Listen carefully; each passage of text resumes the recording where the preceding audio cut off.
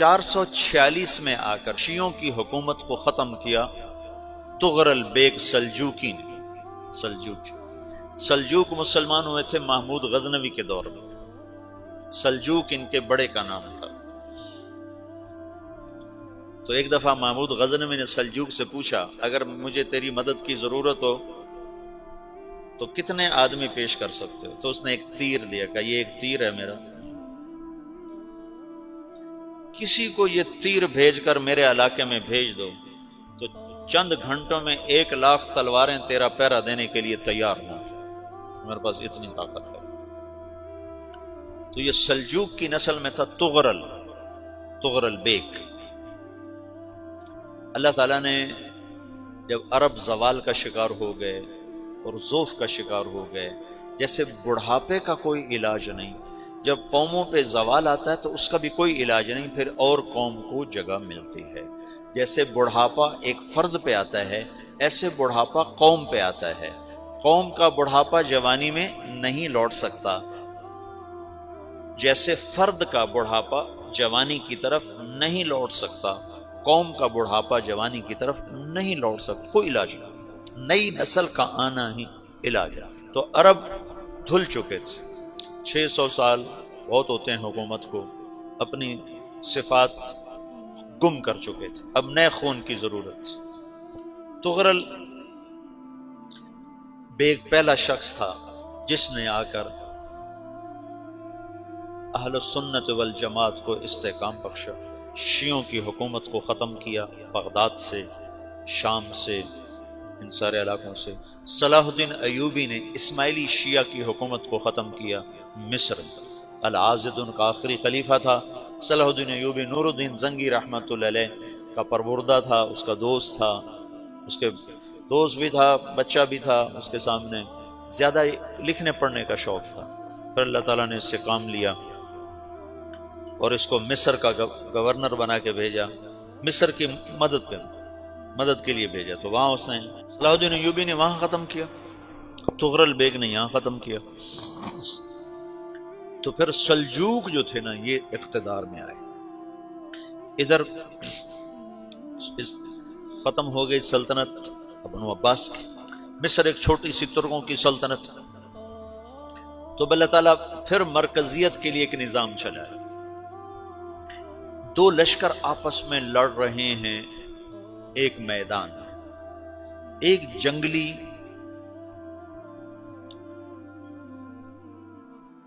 بدوؤں کا قافلہ، جنگل کے لوگ اپنے قبیلے کو لے کر، ایک جنگلی قبیلہ اپنے سردار کے ساتھ نقل مکانی کر رہا ہے ایک جگہ سے دوسری جگہ۔ اللہ کا نظام کہ یہ لوگ چلتے چلتے چلتے اس وادی میں پہنچ گئے جہاں جنگ ہو رہی ہے، دو لشکر آپس میں لڑ رہے ہیں۔ جب یہ وہاں پہنچتے ہیں تو ایک لشکر کے قدم اکھڑ رہے ہیں اور دوسرا غالب آ رہا ہے۔ ان کو نہیں پتا شکست کھانے والے کون ہیں اور فتح پانے والے کون ہیں، ان کو نہیں پتا۔ اس جنگلی قبیلے کے سردار کا نام بھی تغرل ہے، تغرل۔ تو یہ سردار کہتا ہے جو شکست کھا رہے ہیں ان کی مدد کرو، کچھ پتہ نہیں کون ہے، کہتا جو شکست کھا رہے ہیں ان کی مدد کرو۔ تو 400 وحشی جنگلیوں نے فاتح لشکر کے پیچھے حملہ کر دیا۔ وہ تو ایک کافی ہوتا تھا، 400 دوڑ جب تلواریں پڑیں تو چند لمحوں میں نقشہ بدل گیا، بھاگنے والے جم گئے اور جمنے والے بھاگ پڑے۔ جب جنگ ختم ہوئی تو شکست خوردہ لشکر کے بادشاہ نے ان کو بلایا، اسے پوچھتا ہے مجھے جانتے ہو میں کون ہوں؟ کہا نہیں۔ کہا تو تم نے میری مدد کیوں کی؟ کہا انسانی ہمدردی کی وجہ سے، تمہیں شکست ہو رہی تھی اس لیے تمہاری مدد کی۔ اور اس نے اپنا تعارف کرایا، میں ہوں سلیمان سلجوکی، ترکی کا بادشاہ۔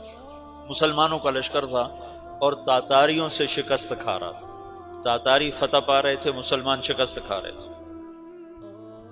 تو وہ اللہ کی غیبی مدد بن کر آئے، تو وہ اس سے کہتا ہے میرے ساتھ رہنا پسند کرو گے؟ تم نے میرے اوپر احسان کیا ہے، میں اس کا بدلہ دینا چاہتا ہوں، میرے ساتھ رہنا پسند کرو گے؟ کہنے کا کر لوں گا۔ تو اس نے اس کو لے کر ترکی آیا، اور استنبول اس وقت روم کی حکومت میں تھا، اسے فتح کیا اس تغرل کے آگے چوتھے پانچویں پڑپوتے محمد فاتح نے۔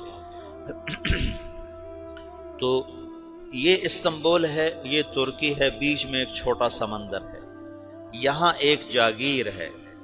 تو سلطان سلیمان کہتا ہے یہ جاگیر تجھے وقف ہے، ادھر سے رومی مجھے تنگ کرتے ہیں حملے کر کر کے، تو میرا دفاع کرتے رہنا، یہ جاگیر تیری۔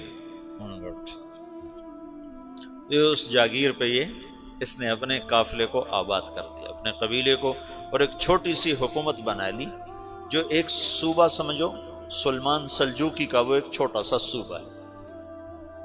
وہاں جب یہ رہ پڑا تو پھر یہ ایک شیخ کے بیت ہوتا ہے، وہاں شیخ طریقت ہے، ان کے یہ بیت ہونے جاتا ہے، وہ اس کو رات اپنے پاس ٹھہراتا ہے، تو ایک کمرے میں ان کو ان کا خادم ٹھہراتا ہے۔ یہ جب کمرے میں جاتا ہے تو سامنے دیوار میں تاکچے پر قرآن پڑا ہوا ہے، تو یہ تغرل بیگ کہتا ہے یہ کیا ہے، یہ کیا ہے؟ تو وہ خادم کہتا ہے یہ کتاب اللہ ہے، قرآن ہے۔ اچھا، وہ اس کو وہاں چھوڑ کے باہر چلا جاتا ہے۔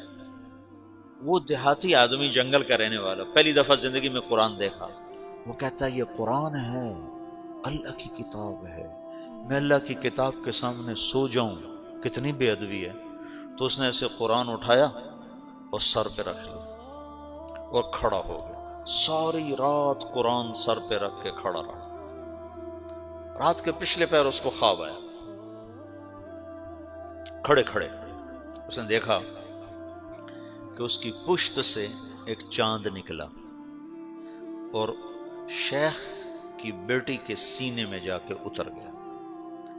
پھر اس لڑکی کے سینے سے ایک درخت نکلا جو پھیلتے پھیلتے پھیلتے 3 بر اعظم پہ چھا گیا، افریقہ پر، یورپ پر، ایشیا پر۔ پھر اس کی آنکھ کھل گئی، وہ کھڑا ہوا ہے، تو اس نے صبح یہ خواب اپنے شیخ کو سنایا، تو انہوں نے اپنی بیٹی اس کے نکاح میں دے دی۔ اس بیٹی سے ایک بچہ پیدا ہوا، تغرل بیگ نے اس کا نام رکھا عثمان، عثمانی ترک نام سنا ہوا، جو میں نے کل بتایا تھا کہ 1924 میں وہ خلافت ختم ہوئی۔ تو ایک بیٹا پیدا ہوا عثمان۔ عثمان نے پھر ایک نئی اسلامی حکومت کی بنیاد رکھی جو 1924 تک چلتی رہی، کوئی 800 سال یہ حکومت چلی۔ تو حکومت کا شیرازہ بکھرا، لیکن پھر جڑ جاتا تھا، اور وہ قرن اول والا جوڑ کبھی نہ پیدا ہوا، ٹکڑے بن گئے۔ ان ٹکڑوں میں اللہ لوگ پیدا کرتا رہا جو دعوت دیتے رہے، دعوت زندہ رہی۔ جو تربیت کا نظام تصوف کے ساتھ تھا اب وہ تبلیغ کے ساتھ۔